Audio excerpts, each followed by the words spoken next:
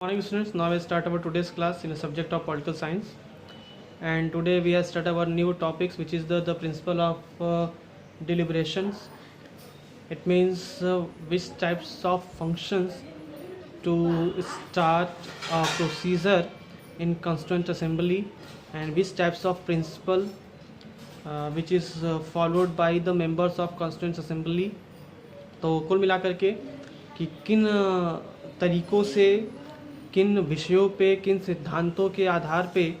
संविधान सभा अपना कार्य करेगा संविधान बनाने का। तो क्योंकि अलग अलग जगहों से इनके रिप्रेजेंटेटिव्स आए थे, अलग अलग ग्रुप्स को वो रिप्रेजेंट कर रहे थे, तो एक ये बात एक तनाव की थी, एक चिंता की थी कि कहीं ऐसा ना हो कि ये जो छोटे छोटे ग्रुप्स हैं, ये जो छोटे छोटे ग्रुप्स के रिप्रेजेंटेटिव्स हैं, कहीं ये सिर्फ अपने कम्युनिटी, अपने ग्रुप के बारे में ही ही सोचें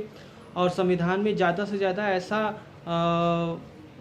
ऐसे चीज़ों को लाने की कोशिश करें जिससे उनके ग्रुप को लाभ मिले और देश को उससे नुकसान हो।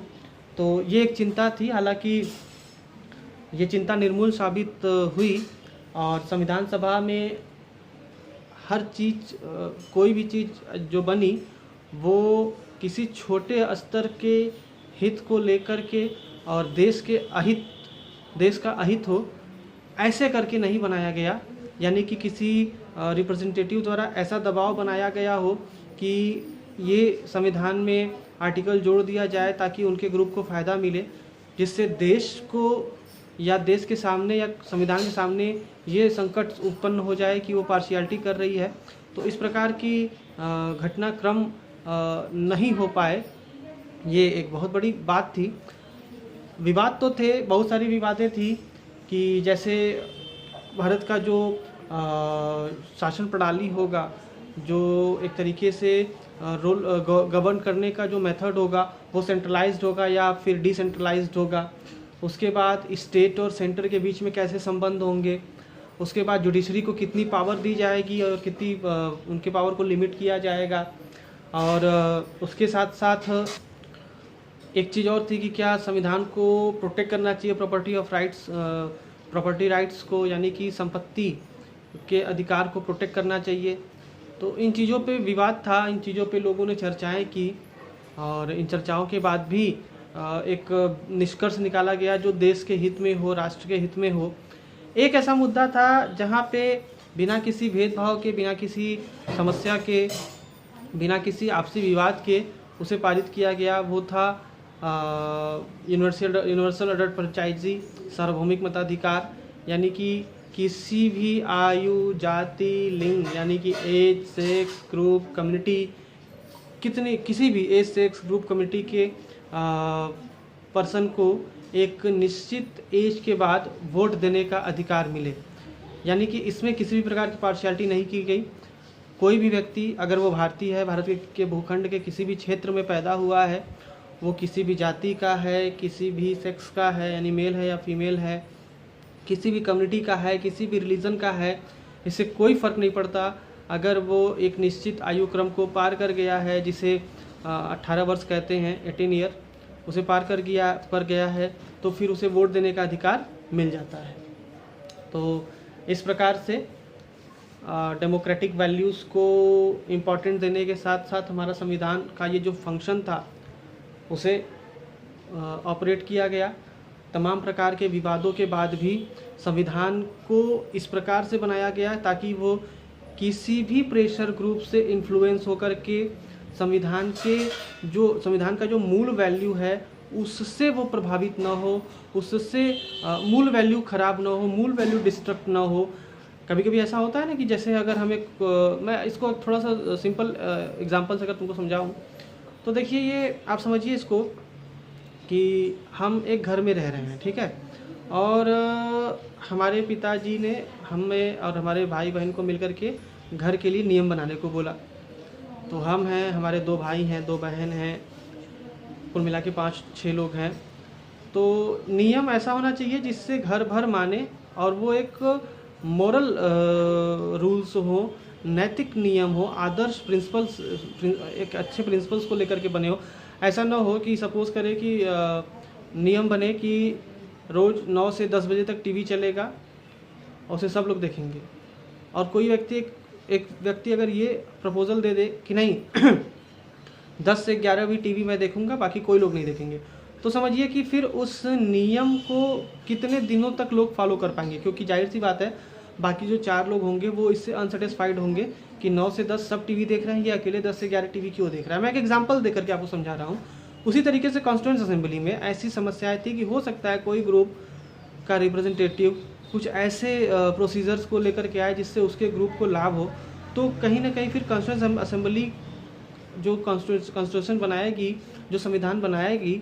वो संविधान अपने मूल स्वरूप में नहीं रहेगी, मोरल नहीं रहेगी, प्रिंसिपलाइज्ड नहीं रहेगी और डिवैल्यूएट हो जाएगी।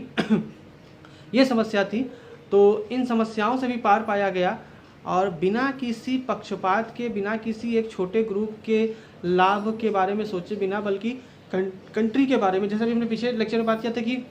संविधान जब बना रहा था तो छोटे से छोटे ग्रुप के बारे में भी ध्यान दिया गया था, लेकिन उनके वाजिब मांगों को, यानी कि जो उनके वैल्यूएबल डिमांड्स थे, जो ज़रूरी थे सिर्फ उन्हीं को, उन्हें ऐसा कोई डिमांड नहीं स्वीकार किया गया जिससे संविधान के यूनाइट स्ट्रक्चर पे चोट पहुँचे, देश के लाभ, देश के हित के अगेंस्ट वो हो। तो इस प्रकार से इस फंक्शन को इम्प्लीमेंट किया गया कि कोई भी छोटा ग्रुप इसे इन्फ्लुएंस न कर पाए और जो संविधान बने वो स्मॉल ग्रुप से लेकर के यूनाइट इंडिया दोनों के बारे में सोचे। ये चीज़ें कैसे हुई, जिन जिन चीज़ों की भी हमने चर्चा की, ये चीज़ें कैसे हुई, तो आप देखिए ये सारी चीज़ें एक तरीके से डिबेट से सुचारू रूप से चल पाई, बहस से सुचारू रूप से चल पाई। यानी कि जब भी कोई प्रोसीजर लाया जाता था तो उससे उस पर डिबेट्स होते थे, उसके प्लस माइनस के बारे में चर्चाएं की जाती थी, वो मेंबर्स अपने फैक्ट रखते थे, अपोजिशन के मेंबर्स अपने फैक्ट रखते थे, उससे जो सबसे मॉरल चीज़ निकल करके आती थी, सबसे इम्पॉर्टेंट चीज़ निकल करके आती थी, उसी को संविधान में जगह मिलती थी। और यही कार्यप्रणाली, यही सिस्टम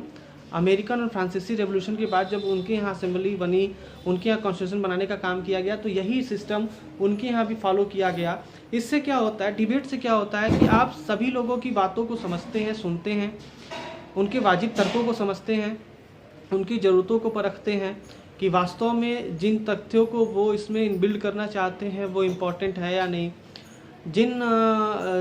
प्रोसीजर्स को वो ऐड करवाना चाहते हैं वो लीगल है कि नहीं, और उसका प्रभाव देश के ऊपर क्या पड़ेगा। और जब ये डिबेट्स होते हैं और जितने भी विद्वान उस कॉन्स्टिट्यूएंट असेंबली में बैठे रहते हैं वो इस पर डिबेट करते हैं,